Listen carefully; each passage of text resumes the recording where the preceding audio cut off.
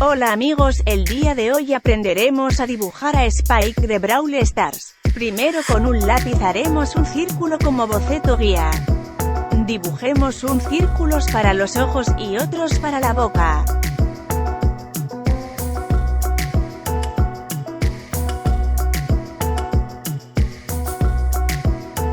Rodearemos el círculo con unas líneas que serán para la ropa.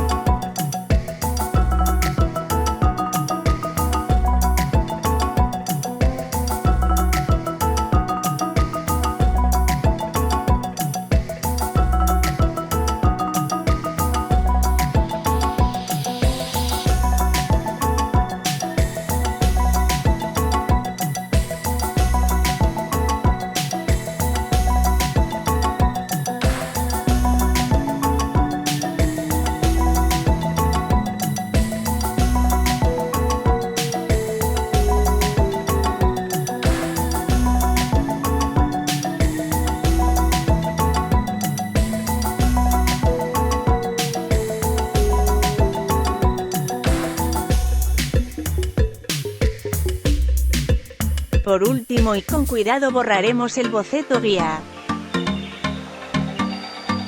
Y listo, buen trabajo amigos, hemos terminado de dibujar a Spike de Brawl Stars. Ahora comencemos a pintarlo.